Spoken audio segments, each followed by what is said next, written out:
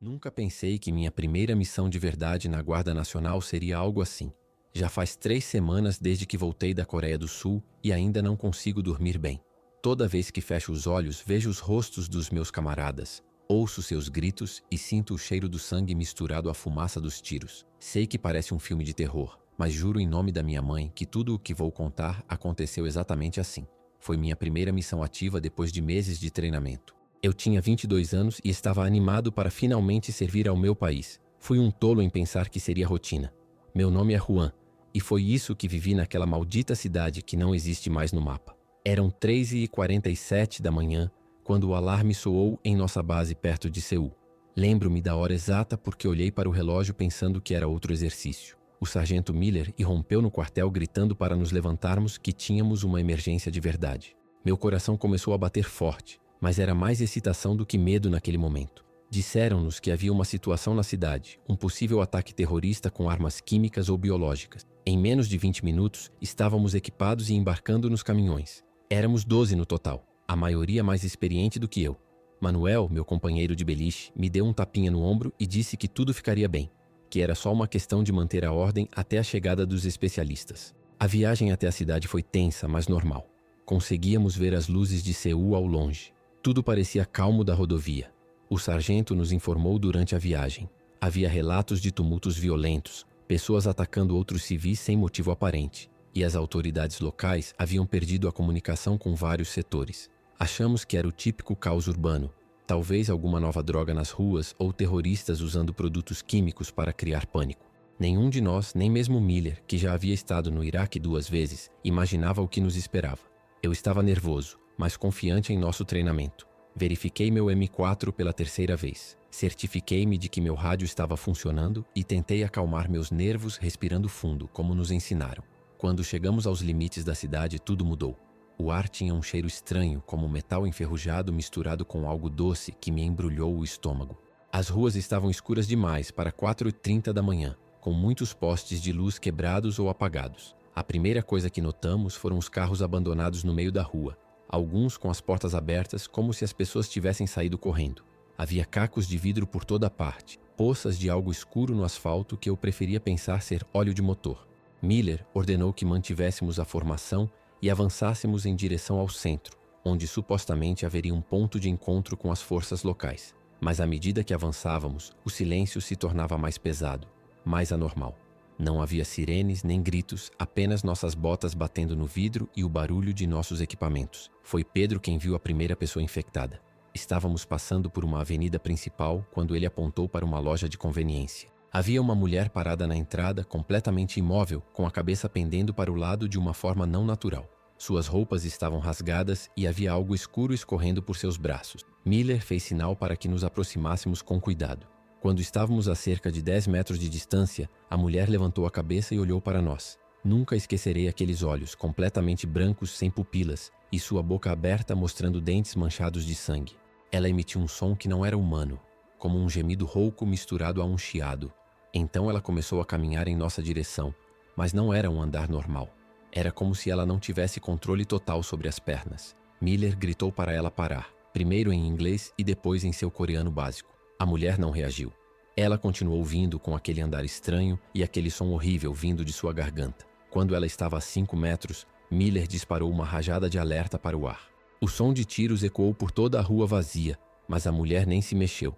Ela continuou avançando como se não tivesse ouvido nada. Foi quando soubemos que algo estava seriamente errado. Miller atirou em suas pernas para detê-la sem matá-la, mas a mulher continuou rastejando em nossa direção, mesmo com as pernas destruídas. O horror no rosto de Miller me apavorou mais do que a própria mulher. Um veterano de guerra com aquela expressão de pânico absoluto significava que estávamos ferrados. Finalmente, ele atirou em sua cabeça, e a mulher desmaiou, mas o dano psicológico já estava feito. Os gritos começaram quase imediatamente após o tiro. Vinham de todas as direções, como se o som tivesse despertado algo na cidade inteira. A princípio, eram gritos humanos normais de terror e confusão. Mas então começamos a ouvir os lamentos desumanos que a mulher havia emitido. Miller gritou para que formássemos um círculo defensivo enquanto tentava contatar o comando. Seu rádio só emitia estática e interferência. Chen, nosso especialista em comunicações, tentou diferentes frequências, mas não conseguiu.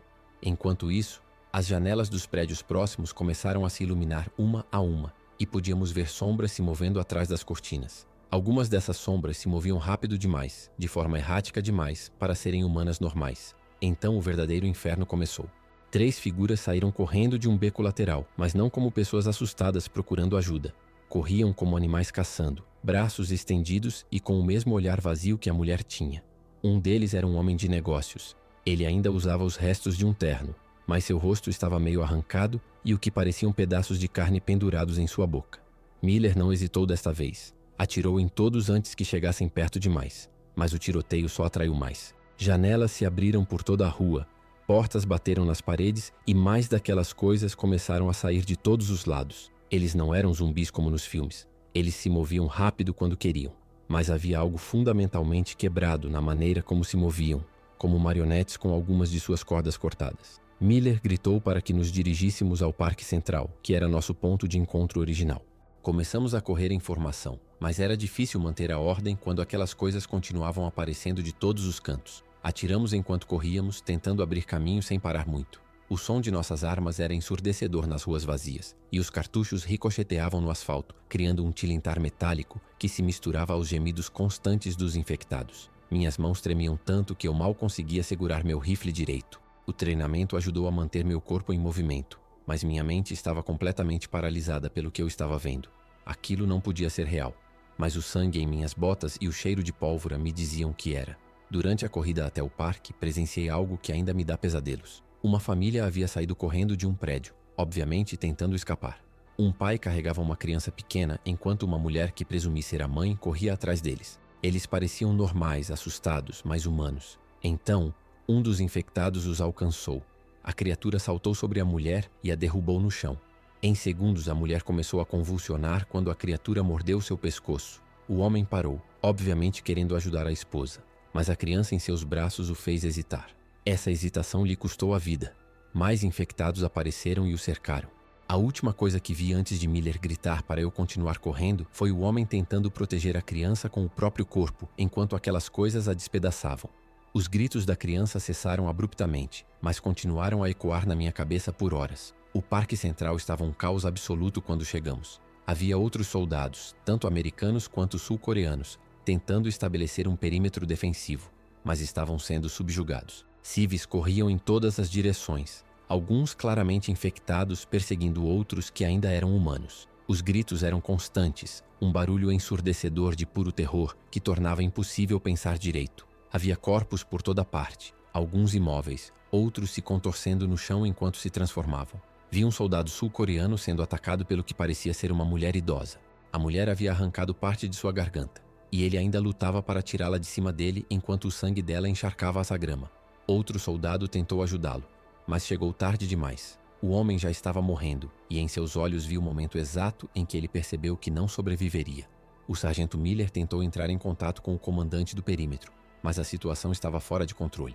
Os infectados não eram apenas os civis que haviam sido atacados, mas também havia soldados que haviam sido mordidos e transformados. Era impossível dizer quem era amigo e quem era inimigo, até que você estivesse perto o suficiente para ver seus olhos. Um de nossos camaradas Jackson quase atirou em outro soldado americano porque pensou que ele estava infectado. O cara estava em choque, coberto com o sangue de outra pessoa, mas seus olhos ainda eram humanos. Aquela confusão estava nos matando quase tanto quanto os próprios infectados. Cada decisão tinha que ser tomada em frações de segundos, e um erro significava a morte de alguém que ainda poderia ser salvo. A pressão era insuportável, e eu podia ver meus camaradas começando a ceder sob a tensão. As ordens que recebemos pelo rádio eram claras, mas impossíveis de seguir. Evacuar o máximo de civis possível e usar força letal apenas em casos extremos. Casos extremos, tudo era um caso extremo. A cada segundo que passava, mais infectados surgiam do nada. Miller nos dividiu em 2 grupos, um para ajudar na evacuação de civis para o ponto de extração no pier e o outro para manter o perímetro. Eu estava no grupo de evacuação com Manuel e outros 4 soldados. Achei que seria a tarefa mais fácil, apenas escoltar pessoas assustadas até os caminhões. Como eu estava enganado. Os civis estavam tão apavorados que muitos não obedeceram às ordens, correndo em direções opostas, se escondendo atrás de árvores ou se agarrando a nós, chorando em coreano.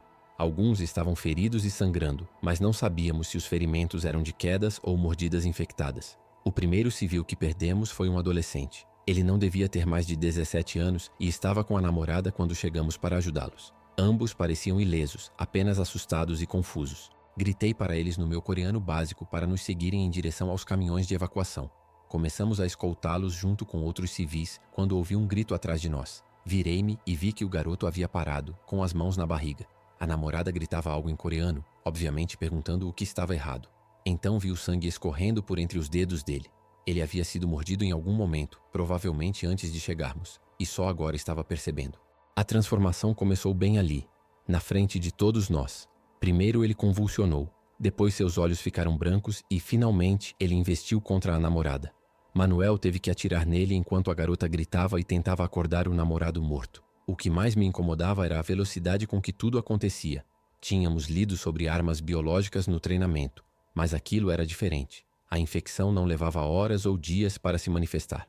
Levava minutos. Você via alguém que parecia bem, e de repente essa pessoa começava a mudar diante dos seus olhos. Seus movimentos se tornavam erráticos, sua respiração ficava mais pesada e áspera, e então vinha aquele olhar vazio que conhecíamos tão bem.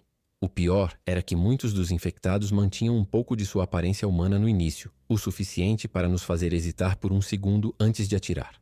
Esse segundo de hesitação custou vidas. Rapidamente aprendi a olhar primeiro nos olhos, sempre nos olhos. Se estivessem brancos ou totalmente dilatados, eu atirava sem questionar.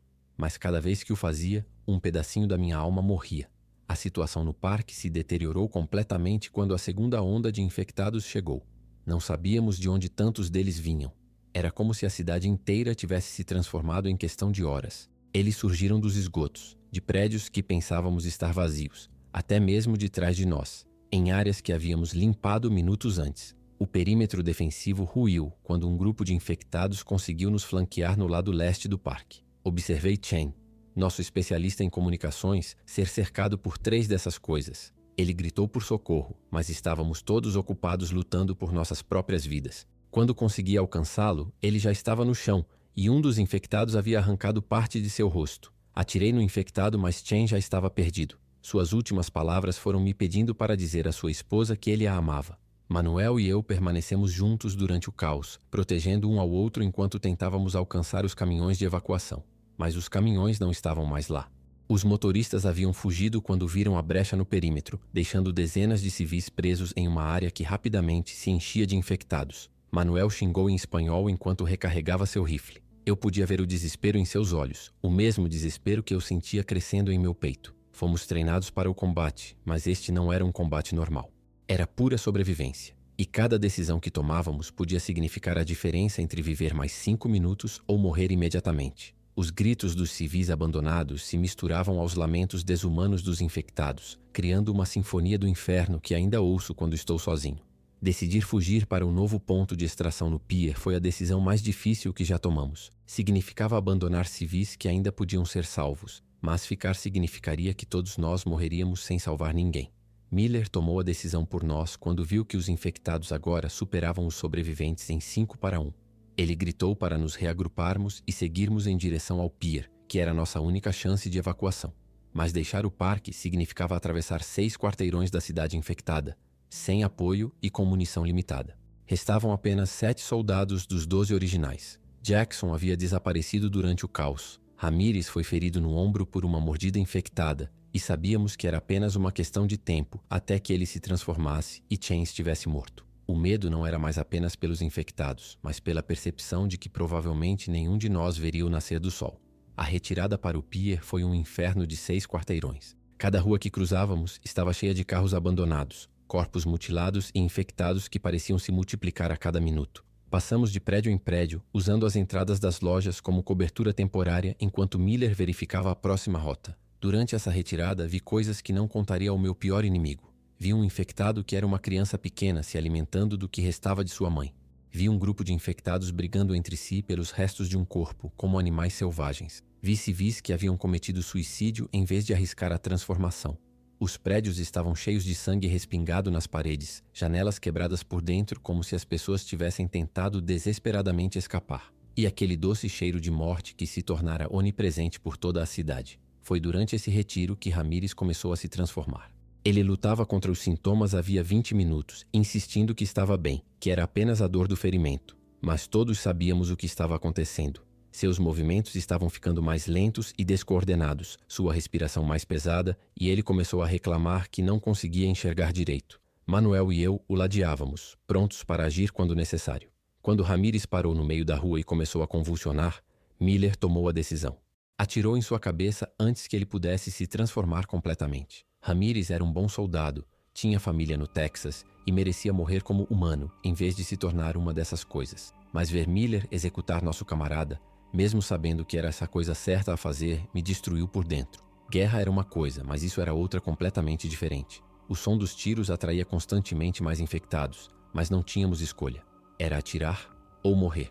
Meus ouvidos zumbiam com a exposição constante ao barulho das armas, e minhas mãos tremiam tanto com a adrenalina que tive dificuldade para recarregar meu rifle. O suor escorria pelo meu rosto, misturado com sangue seco de infectados que haviam chegado muito perto. Meu uniforme estava encharcado não apenas de suor, mas também de fluidos corporais daquelas coisas que eu não queria identificar. Cada vez que um dos infectados me tocava, mesmo brevemente durante o combate, eu sentia náuseas só de pensar na infecção.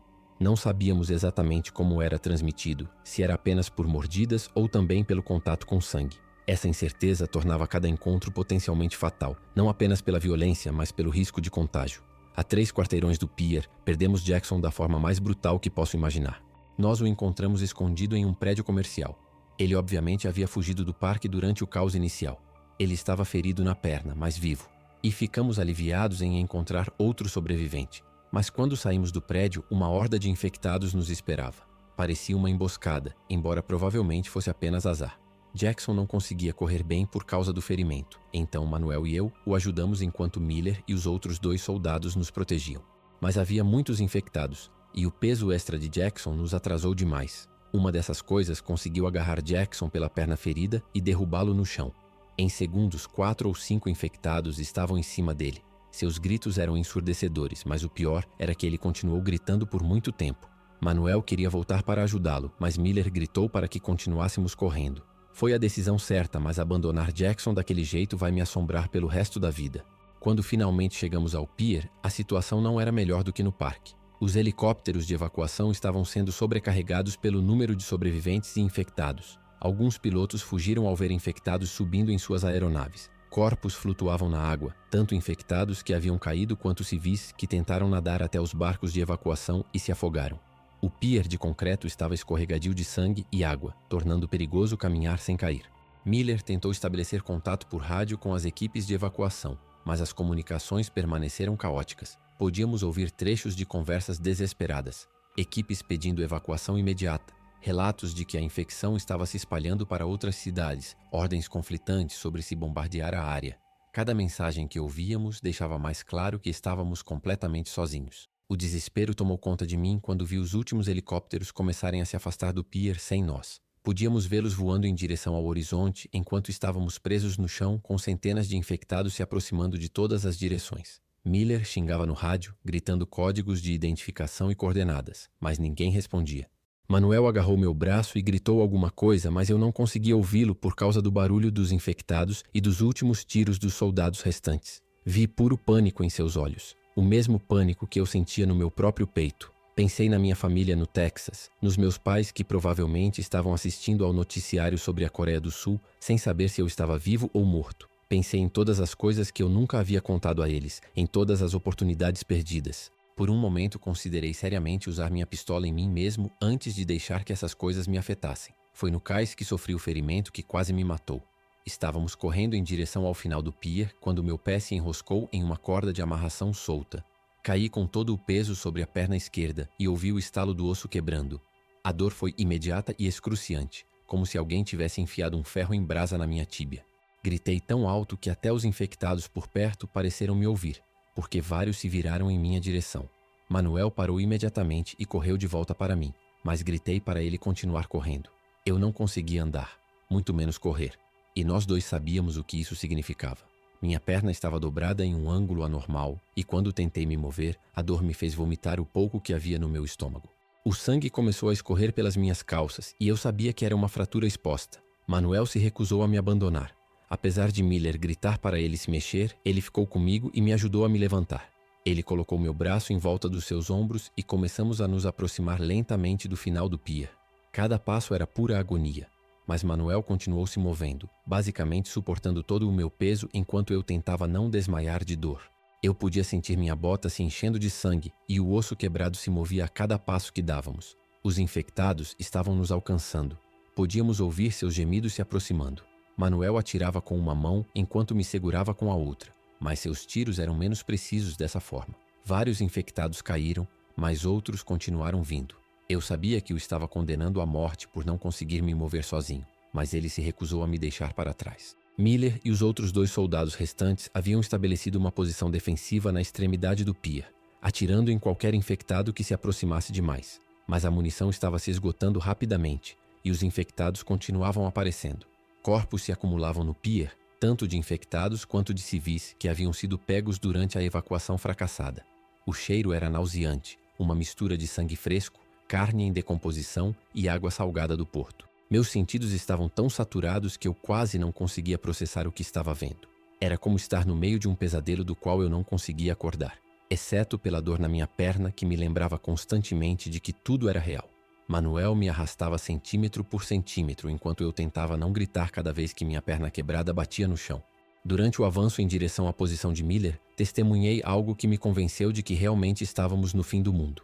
Uma família inteira de infectados surgiu de um dos barcos atracados no cais. Eles eram uma família normal poucas horas antes. Pai, mãe e 2 crianças pequenas. Mas agora todos tinham aquele olhar vazio e se moviam com aquela coordenação anormal. O que me apavorou não foi apenas o fato de estarem infectados, mas o fato de parecerem se mover juntos, como se mantivessem algum tipo de instinto familiar mesmo após a transformação. Eles atacaram um grupo de civis que aguardava evacuação e o massacre foi rápido e brutal. As crianças infectadas eram quase piores que os adultos porque eram menores e mais rápidas. Conseguiam escapar da guarda das pessoas antes que percebessem o perigo. Observar aquelas crianças que provavelmente estavam brincando no parque naquela manhã, despedaçando outros civis, quebrou algo fundamental dentro de mim. O desespero atingiu o auge quando Miller gritou conosco que não havia mais evacuações programadas. Seu rádio havia captado uma mensagem oficial. A área estava sendo classificada como perdida e quaisquer novas evacuações dependiam de recursos que não estavam disponíveis. Estávamos basicamente abandonados à própria sorte. Os únicos navios que restavam no porto estavam vazios ou cheios de infectados. E os helicópteros pararam de voar depois que vários foram abatidos por infectados, que conseguiram embarcar durante as evacuações anteriores. Miller nos disse que tínhamos 2 opções: encontrar uma saída da cidade sozinhos ou fazer nossa última resistência ali mesmo no cais. Nenhuma das opções parecia sobrevivência, pareciam maneiras diferentes de morrer. Mas pelo menos morreríamos como soldados em vez de sermos devorados como animais. Manuel tomou a decisão mais corajosa e estúpida que já vi.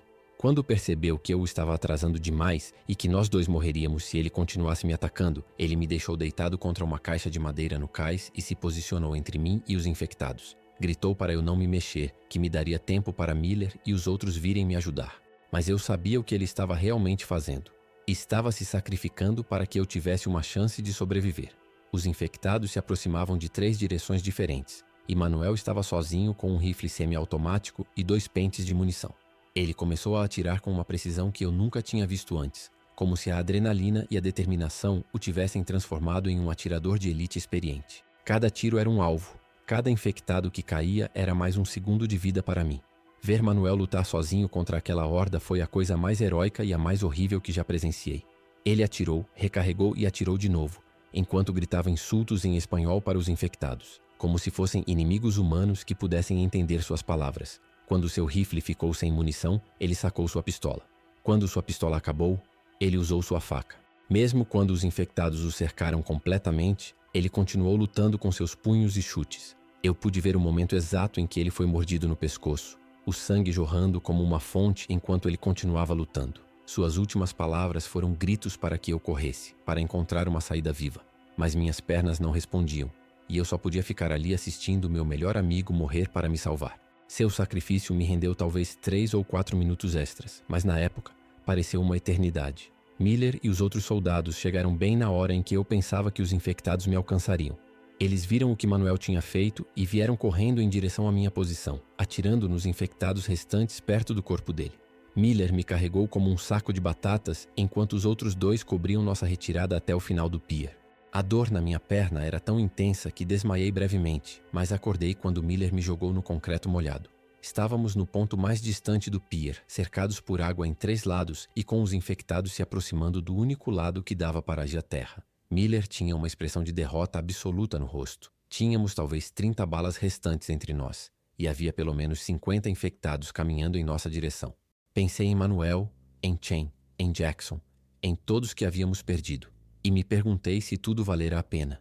O milagre veio na forma de um helicóptero militar que surgiu do horizonte como um anjo da morte. A princípio, pensei que fosse uma alucinação causada pela perda de sangue e pelo choque, mas o som de seus rotores era real. Miller começou a gritar no rádio, dando nossas coordenadas exatas e implorando por evacuação imediata. O helicóptero se aproximou do cais, mas não pousou imediatamente. O piloto podia obviamente ver o número de infectados na área e estava avaliando se era seguro se aproximar.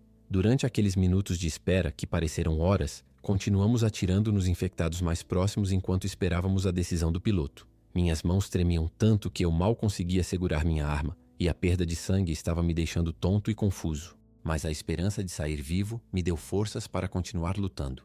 O que aconteceu em seguida foi como uma cena de uma guerra total. O helicóptero começou a disparar suas armas pesadas contra a multidão de infectados no cais. O som era ensurdecedor, e os projéteis despedaçavam os infectados em pedaços sangrentos que voavam para todos os lados. Corpos e partes de corpos choviam sobre nós enquanto o piloto limpava sistematicamente a área ao redor de nossa posição. Foi brutal e eficiente, mas também foi nossa salvação. Em menos de 5 minutos, o cais passou de repleto de infectados a um matadouro abandonado. O cheiro de pólvora se misturava ao fedor de carne podre, criando um ambiente que me fazia vomitar constantemente. Mas estávamos vivos, e isso era tudo o que importava naquele momento. Miller estava gritando algo para mim, mas meus ouvidos zumbiam tanto por causa dos tiros que eu não conseguia entender o que ele estava dizendo. O helicóptero finalmente pousou no final do pier, e 2 tripulantes saltaram para nos ajudar a embarcar. Miller e outro soldado me carregaram para dentro da aeronave, enquanto o último soldado do nosso grupo cobria a retirada. Enquanto me içavam para dentro do helicóptero, olhei para trás e vi o corpo de Manuel entre os restos mortais dos infectados que ele havia matado. Mesmo morto, ele estava cercado por seus inimigos, como um guerreiro que lutou até o fim. O piloto gritou para nos segurarmos firme que sairíamos dali imediatamente. Quando o helicóptero subiu, pude ver a cidade inteira de cima pela primeira vez. Era uma imagem do apocalipse. Prédios em chamas, ruas cobertas de corpos, áreas inteiras que pareciam completamente abandonadas. Nada restava da cidade vibrante que viemos proteger naquela manhã. Apenas morte e destruição até onde a vista alcançava. Durante o voo para a base, um dos tripulantes do helicóptero aplicou os primeiros socorros na minha perna. A dor ainda era intensa, mas pelo menos o sangramento abundante havia parado. Foi então que percebi que Miller estava falando com alguém no rádio, relatando sobreviventes e baixas. Ele mencionou que havíamos perdido 8 soldados de 12, mas que eles haviam resgatado alguns outros sobreviventes em diferentes pontos de evacuação. Foi então que ouvi o nome de Pedro pela primeira vez desde que chegamos à cidade. Aparentemente, ele estava vivo, tendo sido resgatado de outro ponto de evacuação com um grupo de civis. Saber que pelo menos mais um do nosso grupo original havia sobrevivido me deu uma sensação de alívio que eu não sentia há horas. Eu não estava completamente sozinho. Havia outros que viveram para contar o que aconteceu naquela cidade amaldiçoada. Durante o voo de evacuação, a realidade do que eu havia vivenciado começou a me atingir. A adrenalina estava sumindo e meu corpo começava a processar o trauma. Comecei a tremer incontrolavelmente, não apenas pela dor na perna, mas por algo mais profundo que eu não conseguia identificar. Toda vez que fechava os olhos, via os rostos de Manuel, Chen e Jackson. Via aquelas crianças infectadas atacando civis. Vi o olhar de terror nos olhos das pessoas quando percebiam que iam morrer. Miller sentou-se ao meu lado e colocou a mão no meu ombro, mas não disse nada. Não havia palavras para descrever o que tínhamos passado. Seu rosto estava coberto de sangue seco e fuligem, e seus olhos tinham aquele olhar distante que eu vira em veteranos com TPT. Mas agora eu também tinha, e sabia que nunca mais seria o mesmo. O piloto nos informou que a cidade havia sido oficialmente evacuada e que um perímetro de quarentena de 50 quilômetros estava sendo estabelecido ao redor de toda a área infectada. Aparentemente, a infecção não havia se espalhado além dos limites da cidade, mas ninguém sabia o porquê. Cientistas tinham teorias sobre a extensão da transmissão, mas nada de concreto. O que eles sabiam era que qualquer pessoa que tivesse tido contato com os infectados precisava passar por um período de quarentena obrigatório para garantir que não estivesse incubando a infecção. Isso significava que, mesmo depois de sobreviver ao inferno, ainda teríamos que enfrentar semanas de isolamento e exames médicos. A ideia de ficar preso depois do que passamos me dava mais ansiedade do que os próprios infectados. Pelo menos com os infectados, você sabia contra o que estava lutando. A base militar para onde fomos levados parecia um hospital de campanha misturado com uma prisão. Havia tendas médicas, estações de descontaminação e perímetros de segurança por toda parte. Os soldados que nos receberam usavam trajes de proteção completos, como se fôssemos material radioativo em vez de sobreviventes. Fomos imediatamente separados para avaliações médicas individuais. Fui levado para uma tenda onde médicos militares examinaram cada centímetro do meu corpo, procurando por mordidas, arranhões ou qualquer sinal de infecção. A paranoia era compreensível, mas degradante. Eles me fizeram tirar todas as minhas roupas, que foram imediatamente incineradas, e me banharam com algum tipo de solução química que queimou minha pele. Depois me vestiram com um avental de hospital e me levaram para uma cama onde engessaram minha perna. Todo o processo foi frio e mecânico, como se eu fosse um objeto em vez de uma pessoa. Durante as primeiras 48 horas de quarentena, não me foi permitido falar com ninguém, além da equipe médica e psicólogos militares. Os psicólogos queriam saber exatamente o que eu tinha visto, o que eu tinha feito e como eu me sentia em relação a tudo isso. Suas perguntas eram clínicas e detalhadas, obviamente elaboradas para avaliar minha estabilidade mental e coletar informações sobre a natureza da infecção. Tentei contar a eles tudo o que me lembrava, mas houve momentos em que minha mente simplesmente bloqueou. Quando tentei descrever a morte de Manuel ou a transformação de Ramírez, as palavras ficavam presas na minha garganta. Os psicólogos estavam constantemente tomando notas, como se meu trauma fosse um dado científico e não sofrimento humano. Eu entendia que eles precisavam de informações, mas me sentia como um rato de laboratório sendo estudado. Só no terceiro dia me permitiram ver Pedro. Quando ele caminhou até minha cama de muletas, quase não o reconheci. Ele havia perdido pelo menos 10 quilos, tinha cicatrizes recentes nos braços e seus olhos tinham o mesmo olhar perdido que eu vira nos de Miller. Mas ele estava vivo, e era isso que importava. Sua história de sobrevivência era diferente da minha, mas igualmente traumática. Ele estava em um grupo que tentou evacuar um hospital cheio de civis feridos quando o surto começou. Muitos dos pacientes do hospital haviam se transformado, e os médicos e enfermeiros foram os primeiros a serem atacados. Pedro viu colegas médicos tentarem ajudar pacientes já infectados, apenas para serem mordidos e se transformarem minutos depois. Seu grupo havia perdido 6 soldados de 8, e ele sobreviveu se escondendo em uma sala de cirurgia por 8 horas até a evacuação chegar. Conversar com Pedro me ajudou a processar minha própria experiência, mas também me fez perceber a verdadeira magnitude do que havia acontecido. Não foi apenas o nosso grupo que sofreu perdas massivas. Todas as unidades que estiveram na cidade tinham histórias semelhantes. Dos quase 200 soldados americanos envolvidos na operação inicial, menos de 50 sobreviveram. As baixas entre as forças sul-coreanas foram ainda piores, e eles nem sequer nos deram o número de civis mortos ou desaparecidos.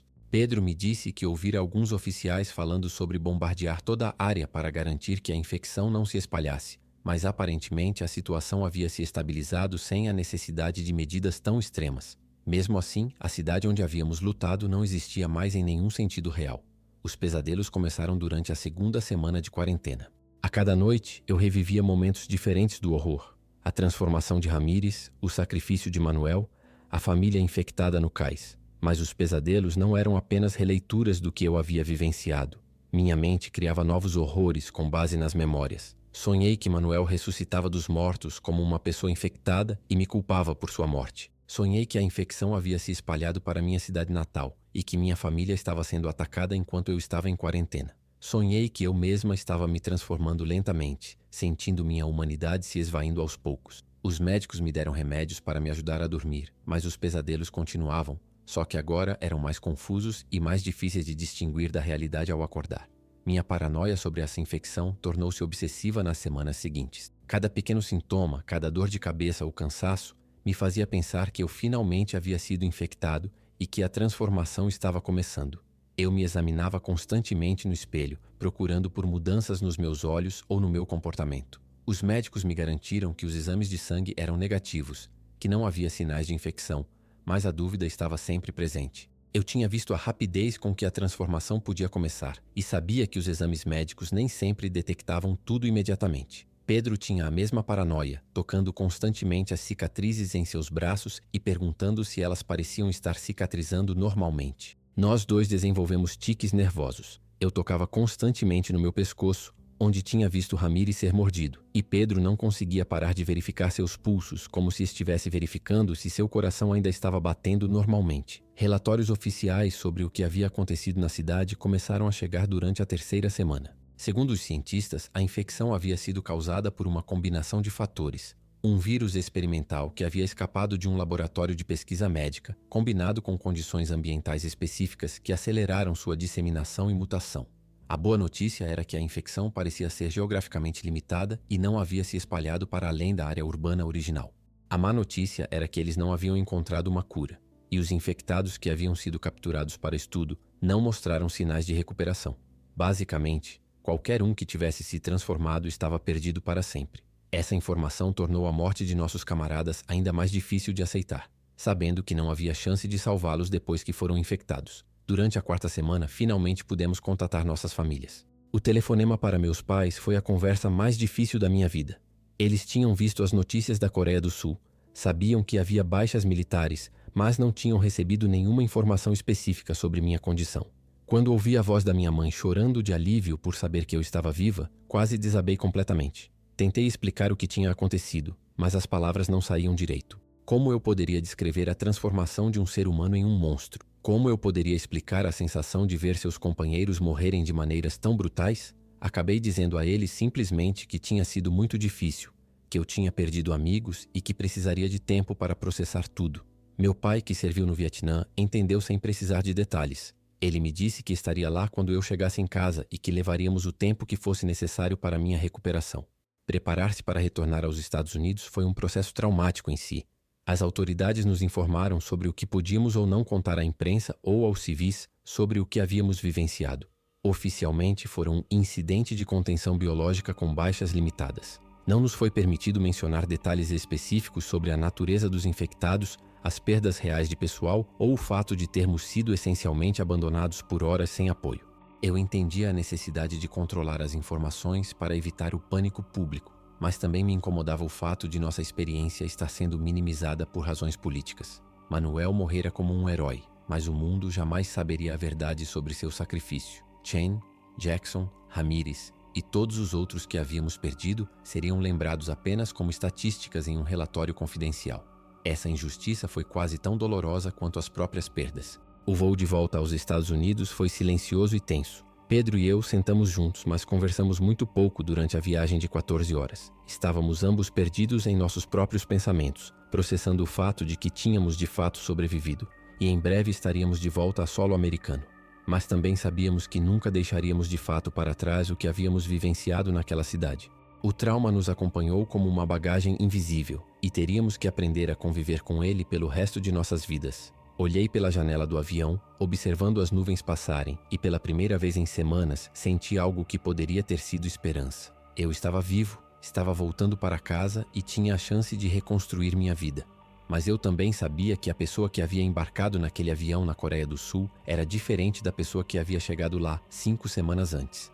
Aquela versão mais jovem e inocente de mim havia morrido junto com meus companheiros naquelas ruas infectadas. Os primeiros meses em casa foram uma luta constante com minhas próprias memórias. Meus pais tentaram fazer tudo voltar ao normal, mas eu não era mais a mesma pessoa que tinha ido para a Coreia do Sul. Eu não conseguia estar em multidões sem entrar em pânico, pensando que qualquer pessoa ao meu redor poderia se transformar de repente. Shoppings eram impossíveis. Muitas pessoas se movendo em direções imprevisíveis me faziam sentir como se estivesse de volta àquelas ruas caóticas. Até assistir a filmes de zumbis na TV me dava ataques de ansiedade tão graves que eu acabava vomitando. Minha família não entendia por que algo que antes era entretenimento agora me causava tanto terror. Como eu poderia explicar a eles que eu tinha sentido cheiro de carne podre, que eu tinha sentido sangue quente espirrando no meu rosto, que eu tinha ouvido os gritos reais de pessoas sendo comidas vivas? A terapia psicológica oferecida pelos militares ajudou, mas só até certo ponto. A psicóloga era profissional e compreensiva, mas nunca havia estado em uma situação real de combate, muito menos enfrentado algo parecido com o que havíamos vivenciado. Suas técnicas padrão de TEPT funcionaram parcialmente, mas havia aspectos da minha experiência que simplesmente não se encaixavam nos protocolos estabelecidos. Como você processa o trauma de ver seres humanos se transformarem em monstros? Como você supera a culpa de ter abandonado civis para salvar a própria vida? Como você convive com a consciência de que seu melhor amigo morreu especificamente para que você pudesse sobreviver? Essas perguntas não tinham respostas fáceis nos manuais de psicologia militar.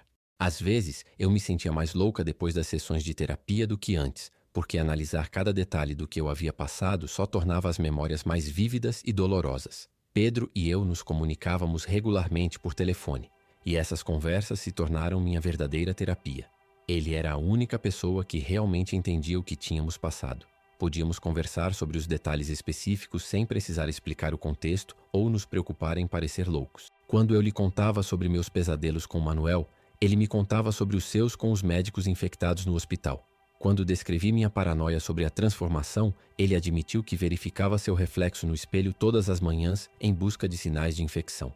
Essas conversas me tranquilizavam porque me lembravam de que minhas reações eram normais, considerando o que tínhamos vivenciado.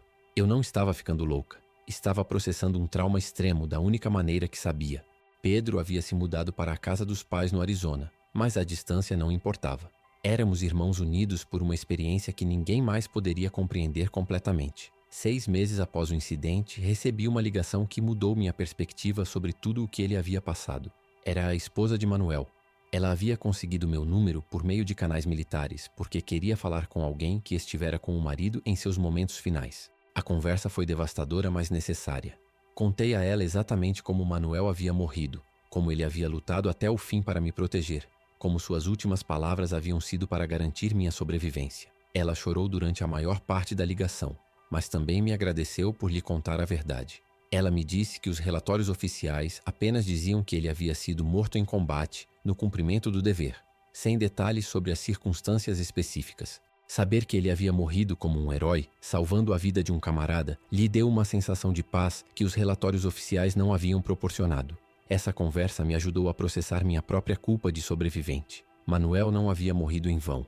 Ele havia morrido fazendo exatamente o que gostaria de ter feito. A decisão de deixar o exército não foi fácil, mas foi necessária. Cada vez que via meu uniforme, lembrava-me do cheiro de sangue e pólvora naquelas ruas. Cada vez que ouvia ordens militares, pensava nas mensagens desesperadas que havíamos recebido durante a evacuação fracassada. Minha perna havia se curado fisicamente, mas as cicatrizes emocionais tornavam impossível continuar a vida militar. Meus superiores compreenderam a situação e facilitaram uma dispensa honrosa com todos os benefícios médicos. Eles sabiam que o que havíamos vivenciado na Coreia do Sul estava além do treinamento normal de combate, e que as sequelas psicológicas eram inevitáveis. Durante minha última semana na base, vários oficiais me agradeceram pelos meus serviços e me garantiram que eu sempre teria apoio se precisasse. Mas o que eu realmente precisava era me distanciar completamente de qualquer coisa que me lembrasse daquela missão amaldiçoada. Encontrar trabalho civil foi um desafio inesperado. Minhas únicas habilidades profissionais eram militares, e explicar por que eu havia deixado o exército sem entrar em detalhes confidenciais foi complicado. Além disso, muitos empregadores civis não entendiam as limitações que meu TEPT impunha a certos tipos de trabalho. Eu não podia trabalhar em locais fechados porque me lembravam de estar preso em prédios durante os ataques. Eu não podia trabalhar em turnos noturnos porque os pesadelos eram piores quando eu tinha que estar acordado durante as horas em que o incidente ocorreu. Eu não podia trabalhar em empregos que exigissem lidar com multidões porque o caos despertava memórias do pânico no parque e no pier. Acabei conseguindo um emprego em uma empresa de segurança, fazendo patrulhas noturnas em prédios de escritórios vazios. Era solitário e às vezes enervante, mas pelo menos eu estava sozinho e podia controlar meu ambiente. O salário era uma fração do que eu ganhava no exército, mas a estabilidade mental valia mais do que dinheiro. 1 ano após o incidente, Pedro me visitou pela primeira vez. Ver meu parceiro de sobrevivência pessoalmente depois de tantos meses, apenas falando ao telefone, foi emocionalmente avassalador. Nós dois tínhamos mudado fisicamente. Ele havia perdido mais peso e estava ficando grisalho prematuramente, e eu tinha desenvolvido um tique nervoso no olho esquerdo que aparecia quando eu estava estressada. Mas mentalmente, nós dois tínhamos encontrado maneiras de funcionar no mundo civil. Pedro tinha começado a estudar psicologia, especificamente para se especializar em traumas de combate. Ele queria ajudar outros veteranos que haviam passado por experiências semelhantes. Seu propósito me inspirou a considerar maneiras de eu também transformar minha experiência em algo útil para os outros. Durante sua visita, visitamos o cemitério onde um soldado local que havia morrido na mesma missão foi enterrado. Foi a primeira vez que pude realmente lamentar a perda de todos os companheiros que havíamos perdido.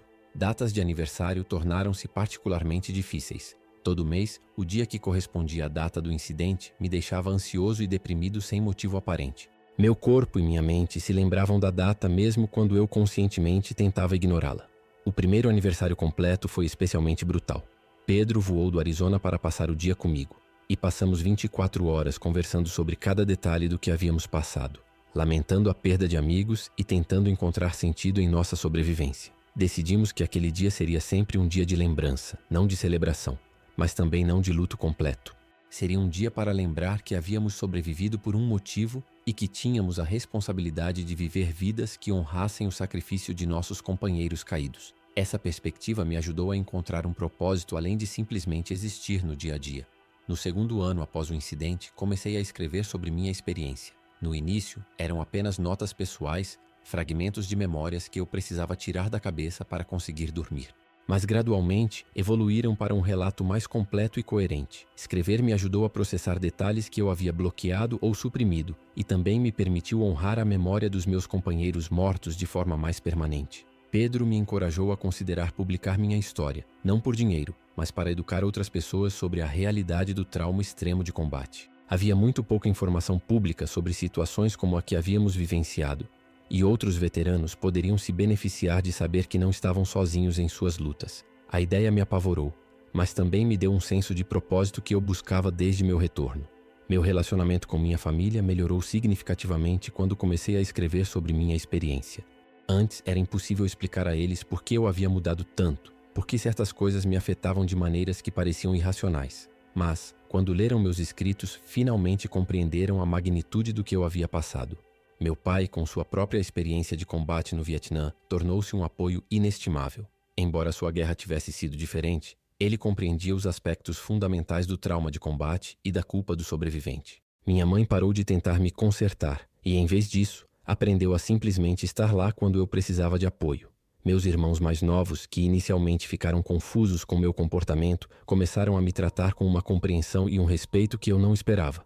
A família que eu temia ter perdido para sempre gradualmente se reconstruiu sobre uma base nova, mais sólida. 3 anos após o incidente, finalmente consegui assistir a noticiários sobre surtos de doenças ou distúrbios civis sem ter ataques de pânico imediatos. Ainda era difícil, e certos detalhes ainda despertavam memórias vívidas, mas eu havia desenvolvido ferramentas para lidar com as reações. Terapia contínua, medicação quando necessário, exercícios regulares e manter contato constante com Pedro criaram uma rede de apoio que me manteve funcionando.